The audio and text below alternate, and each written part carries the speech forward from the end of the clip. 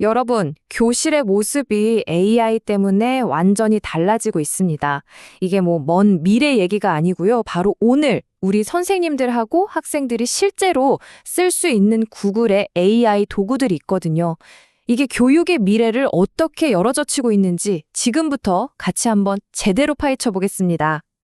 본격적으로 시작하기 전에 이거 하나는 꼭 짚고 넘어가야 할 것 같아요. 바로 구글이 강조하는 핵심 철학인데요. AI는 선생님의 전문성이나 창의성을 절대 대체할 수 없다는 거예요. 어디까지나 교수학습 경험을 더 풍부하게 만들어주는 아주 유용한 조수 같은 거죠. 결국 모든 기술의 중심에는 사람이 있다는 걸 아주 분명히 하고 시작하는 겁니다. 그래서 오늘 저희가 다룰 이야기는 크게 5가지입니다. 먼저 교실에서 AI가 지금 어떻게 쓰이고 있는지, 그리고 선생님들의 역량을 어떻게 강화시켜주는지, 또 학생 개개인에게는 어떤 도움을 주는지 살펴볼 거고요. 마지막으로 AI를 그냥 쓰는 걸 넘어서 이걸 어떻게 올바르게 이해하고 책임감 있게 사용할 수 있는지 그 방법까지 차례대로 짚어보겠습니다. 자, 그럼 첫 번째 이야기부터 시작해볼까요? 바로 교실 속 AI입니다.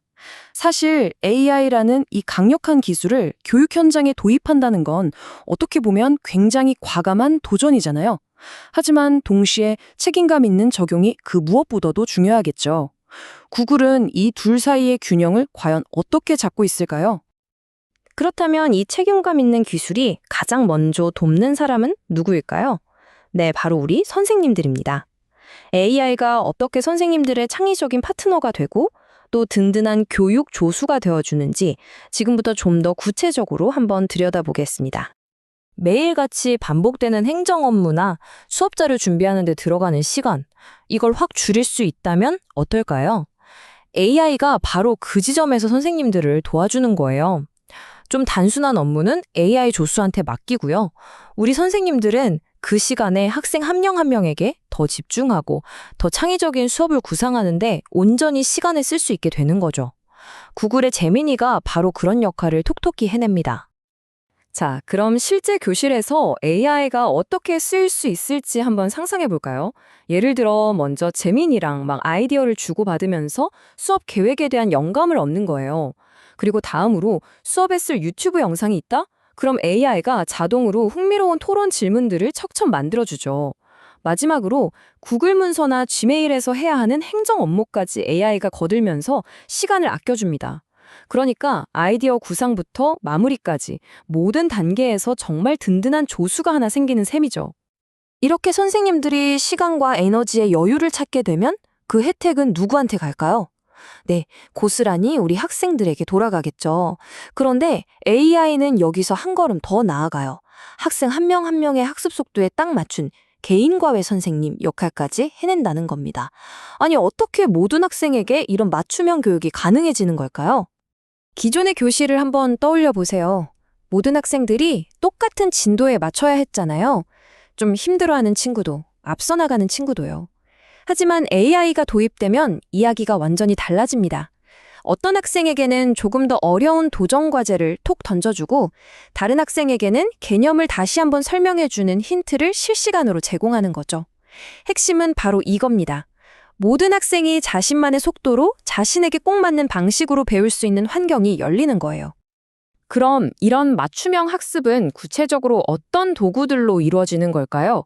예를 들면 문제를 풀 때 실시간으로 힌트를 주는 연습 세트가 있고요. 또 영어 발음을 바로바로 잡아주는 리드 얼롱이라는 기능도 있어요. 그리고 글자를 소리로 읽어주는 크롬북 AI의 접근성 기능까지 정말 학생들의 다양한 필요를 꼼꼼하게 채워주는 똑똑한 도구들이 이미 이렇게 준비되어 있는 거죠. 자, 지금까지는 AI 도구를 잘 사용하는 법에 대해 이야기했는데요. 사실 이제는 그 너머를 봐야 합니다. 우리 아이들이 AI가 그냥 어떻게 작동하는지를 이해하고 이걸 비판적으로 바라볼 수 있는 능력, 바로 AI 리터러시를 갖추는 게 훨씬 더 중요해졌어요. 이게 왜 미래의 핵심 역량이 되는 걸까요? 그렇다면 AI 리터러시라는 게 정확히 뭘까요? 이게 단순히 코딩을 배우는 게 아니에요. AI 기술의 원리를 이해하고 넘쳐나는 정보 속에서 올바른 결정을 내리고 더 나아가서는 이 기술을 가지고 사회 문제를 해결하는 역량까지 키우는 걸 의미합니다. 특히 10대 초반 청소년들한테 이 능력은 앞으로 세상을 살아가는데 없어서는 안 될 필수적인 도구가 될 겁니다. 물론 이런 중요한 AI 교육을 구글 혼자서만 하는 건 아닙니다. 라즈베리파이 재단이랑 협력하는 익스피리언스 AI 프로그램도 있고요. 또 MIT에서 시작된 데이 오브 AI 같은 것도 있죠. 이렇게 전 세계 유수의 교육기관들과 파트너십을 맺어서 훨씬 더 신뢰도를 높이고 있는 겁니다. 자, 이제 마지막 주제인데요. 아마 많은 학부모님들이나 선생님들이 가장 궁금해하실 질문일 것 같아요. 그래서 이거 안전한가요? 우리 아이들 데이터는 괜찮은 건가요? 바로 이 안전과 개인정보 보호 문제, 즉 책임감 있는 기반에 대해서 이야기해 보겠습니다. 구글은 모든 AI 도구의 출발점이 사람이라고 강조하고 있어요. 이게 무슨 뜻이냐면요. 기술을 만들기 전에 이 기술이 혹시나 우리 학생들에게 해를 끼치지는 않을지, 또 불공정한 편견을 심어주지는 않을지를 먼저 고민하고 수없이 테스트한다는 의미예요. 기술이 먼저가 아니라 사람이 먼저라는 거죠. 아주 중요한 원칙입니다. 그리고 가장 중요한 데이터 프라이버시 문제, 여기에 대한 구글의 원칙은 아주 단호합니다. 어떤 경우에도 허가 없이는 학생이나 교사의 데이터를 AI 모델 훈련에 사용하지 않는다. 바로 이겁니다. 교육 현장에서 신뢰를 얻기 위한 가장 핵심적인 약속이라고 할 수 있겠죠. 이런 약속은 그냥 말로만 하는 게 아니고요.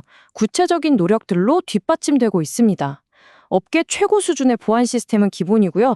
스팸이나 악성 코드 같은 유해 컨텐츠는 99.9%나 차단합니다. 또 GDPR처럼 까다로운 국제 개인정보 보호 규정도 철저히 지키면서 교육 현장과 끊임없이 소통하면서 안전망을 계속해서 강화하고 있습니다. 자, 오늘 분석을 마무리하면서 여러분께 질문 하나를 던지고 싶습니다.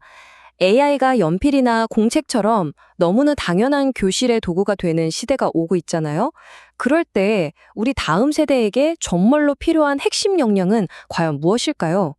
단순히 기술을 잘 사용하는 능력일까요? 아니면 그 기술을 지배하고 새로운 가치를 만들어내는 그 이상의 무언가일까요? 한 번쯤 깊이 생각해 볼 문제인 것 같습니다.